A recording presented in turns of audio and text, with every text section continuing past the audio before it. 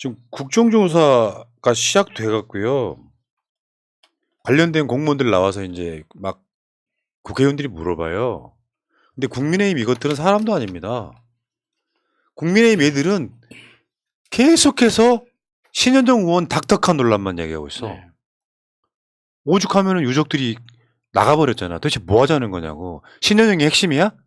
신현정은 내가 봤을 땐 잘못한 게 없다고 생각하는 사람이거든요. 네. 닥터카는 구급차도 아니고 큰 길까지 나가서 닥터카 타고 나서 현장에서 응급 구조를 하려고 갔던 사람일 뿐이에요. 근데 국정조사 하는데 신현정만 계속 물고 늘어지는 거야, 국민의힘이. 아니, 이게 국정조사예요? 그러니까 그 국민의힘의 그 악랄한 의도가 단번에 드러나는 거죠. 국정조사를 최대한 지연시키고 이게 무산시키면서 결국에는 그러니까 아무 의미 없는 이벤트로 끝나게 만들려고 한다는 게 네. 너무 확실하게 보이잖아요. 관련 자료 볼게요. 유족분들이 어떻게 말씀하시는지. 쟁점을 토론하란 말이야. 우리 애들이 왜 죽었는지, 그날 밤에 무슨 일이 있었는지. 간사님, 국정조사 필요 없어요. 필요 없어, 진짜. 이렇게 할 거면 뭐하러 해? 이지한 씨 어머니, 조미은님, 장관님 부탁이에요. 장관님 부탁입니다. 죄를 밝혀주세요. 아니, 왜 피해자들이 저렇게. 맞은편에 눈 감고 있는 사람이 이상민 장관이죠. 그러니까 신현정만 계속 물고 들어지는 거예요. 아니 신현영을 물고 늘어질 수 있으면은 우리 쪽에서는 이상민, 오세훈, 윤석열, 박희영 엄청 팰 수 있는 거 아닙니까? 이 참사의 원인이 있는데 하다못해 국회의원 중에 유일하게 그 장소에 갔던 사람을 이렇게 물어뜯을 수 있는 아니, 그러니까 게 너무 이게 웃기다는 그러니까 거예요. 민주당으로서는 약간 약점 같은 거예요. 민주당 의원들은 절대 할 수 없는 거 있잖아요.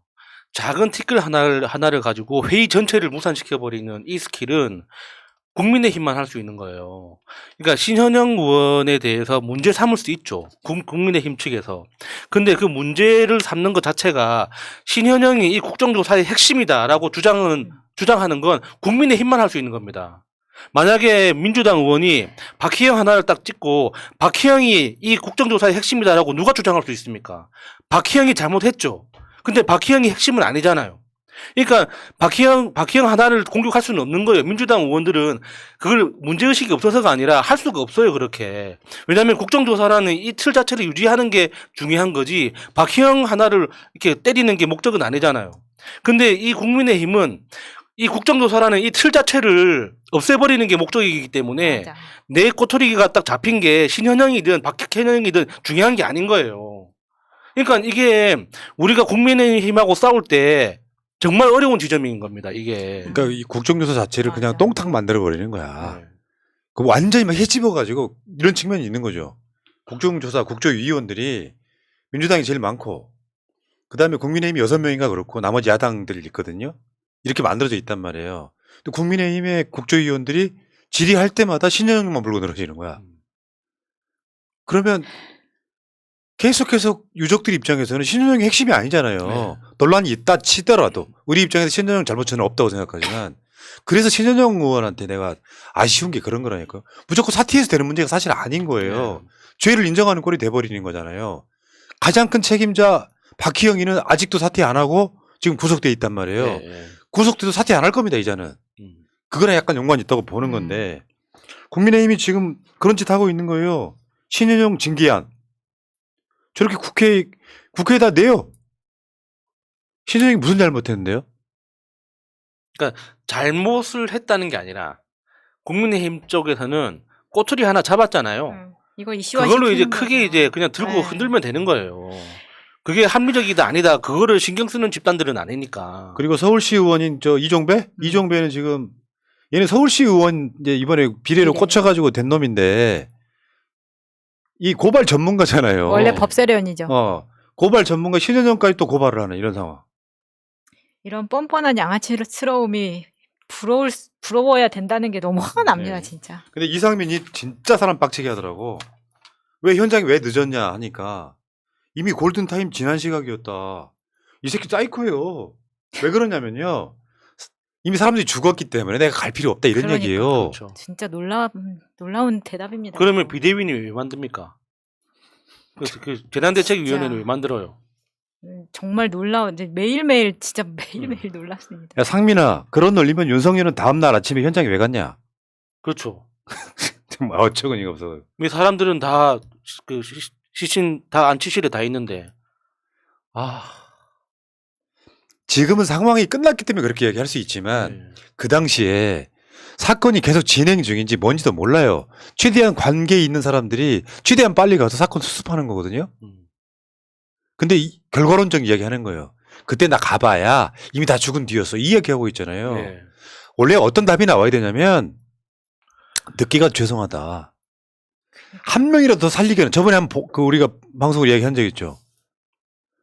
시신만 순천향 병원에 살아있는 사람 4사람밖에 안 가고 돌아가신 분들이 90명, 그러니까 시신이 거의 99 네. 이상 갔다 그랬잖아요. 예, 예. 근데 죽었다고 영안실로 온 사람 중에 살아있는 사람이 있었던 거예요. 맥박이 뛰는 분이 있었죠. 근데 골든타임 지났다고 말하고 저건 사이코패스죠.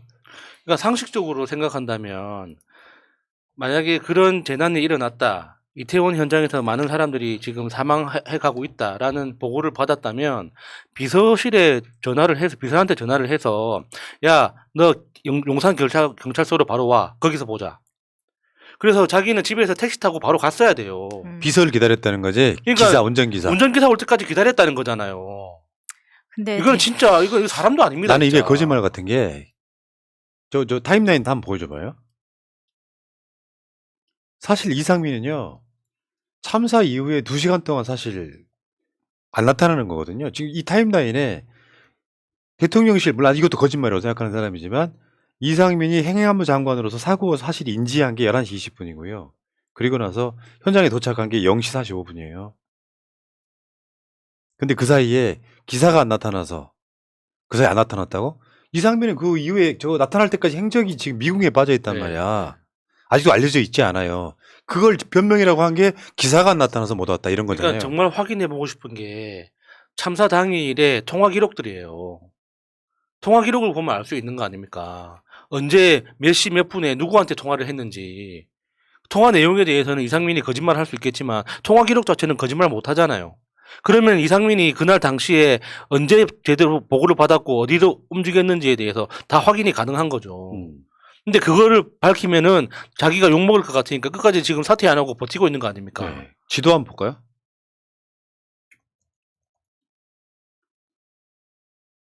이게 지금 저 당시에 나왔던 이야기인데 이상민 장관의 집이 압구정 한양 아파트입니다. 근데 기사가 거주하는 곳이 일산이라는 거예요. 그래서 자기는 기사가 올 때까지 기다렸다는 겁니다. 일산에서 압구정까지 오는데 37km입니다. 저는 이게 너무 웃겼고요. 근데 아니 저 정도면요. 저 정도면은 한 30분에서 40분 사이? 예. 그렇게 보는 게 맞죠? 그 시간대에 그 막히지 시간대에. 않았으면. 근데 압구정에서 이태원에 바로 갔으면 7km 정도 됩니다. 네. 택시 잡아 타고 갔으면 금방 간다고요. 근데 그걸 하지 않고 끝까지 기다렸다. 근데 오히려 적반하장으로 제가 그럼 그 시간에 놀았습니까? 라고 이야기를 하더라고요. 자기 나름대로 뭐 여기저기서 정보를 받고 보고 받고 하고 있었다는 거예요. 그러니까 통화 기록을 까라고 그러니까 누구하고 통화했는지. 네. 그러니까 통화 기록이 급증하는 그 시간대가 있을 거 아닙니까? 그러면은 이상민이 언제 첫 보고를 받았는지가 추정할 수 있으니까 통화 기록을 까라는 거죠. 진짜 이거를 대답이라고 하고 있고 이 유가족들이 이제 아까 이제 이지한 씨 어머니도 막 그렇게 이야기했는데 자기는 유가족들 만나겠다고 연락했다라고 뻔뻔하게 이야기를 하더라고요. 그 연락했다는 거는 1대1로 카페에서 만나자는 그 연락을 예. 이야기하는 것 같습니다. 그러면서 나중에 시간 나실 때 연락 주세요라고 유가족한테 그렇게 얘기를 합니다. 시간 그건- 나실 때? 네. 장난치나 진짜? 행안부 장관이 정말 놀랍습니다. 참 행안부에 유정 명단 없다, 연락처 없다. 다 거짓말인 게 들통났지 않습니까? 야, 일회성으로 이미 재난이 종료되고 그 사후 수습을 위한 단계에 있어서의 중대본이라는 것은 그렇게 총각을 다투는 문제는 아닙니다. 아, 정말 저 진짜 양아치네 저거. 사실 행안부 장관의 자격이 전혀 없다는 거죠. 그러니까 이상민이 정치 경험이 없다는 게 저런 데서 드러나는 거예요. 그러니까 관료적 입장에서 그냥 동네 그냥 관찰자 입장에서는 그래 뭐 이미 그 사건은 벌어졌고 뭐 오늘 그 대책 본부를 오늘 설치하나 내일 설치하나 어차피 자고 일어나서 내일부터 업무 시작해야 되는데 내일 하지. 이건 글자 그대로 관료 또는 그냥 관찰자 동네 구경꾼들의 마인드지. 정치인들은 급하지 않은 것도 내가 최선을 다한다는 걸 보여주기 위해서라도 밤새 일을 하는 거예요. 근데 판사 출신의 맹점이 이런 겁니까? 20대 때부터 그냥 공무원 시험 합격해가지고 판사하고 나면은 세상 생각하는 게 이딴식이라는 겁니다. 이미 사람이 다 죽었고 재난이 종료됐기 때문에 중대본 구성은 그렇게 급한 게 아니다. 그리고 사람들 이미 다 죽었기 때문에 골든타임이 지나서 나는 그 자리에 그렇게 빨리 갈 필요가 없었다라고 이야기하는 게 어떻게 장관이 미친놈인 거죠. 장관이 이런 말을 할 수가 있습니까? 아니 얘네들이 모르는 게 있어요. 사이코패스들이 모르는 게 있어. 공직자들이 제일 중요한 게 국민에 대한 태도예요. 네. 얘한테는 태도라는 게 없잖아요. 국민이 무섭지 않잖아요. 최선을 다했다. 최선을 다하려고 노력했다. 그러나 부족한 점이 있다면 죄송하다. 이게 국민에 대한 태도거든요. 나 그때 가봐야 내가 뭔 일 할 수 있어. 그 이야기잖아. 그렇죠. 완전 또라이네요. 무책임의 극치를 보여주고 있습니다. 이상민은. 나는 어떻게든지 이 자식만 그러면 탄핵시켜가지고 직무정지 시켜야 된다고 생각해요. 진짜 이상민 저런 진짜 놀라워. 논리면 장관이 없어도 되는 거잖아요. 그러니까 왜 있어? 다 각자 자기 자리에서 알아서 일하는데 장관이 있으나 마나 왜 그 자리에 있어야 됩니까 장관이? 아 윤석열이 상황 끝났는데 그 다음날 왜 가 거기를 가서 뭐 압살하고 대진탕도 있었겠지. 이런 미친놈들이 대한민국의 공직자 장관 대통령이니까 뭐. 여기까지 하겠습니다.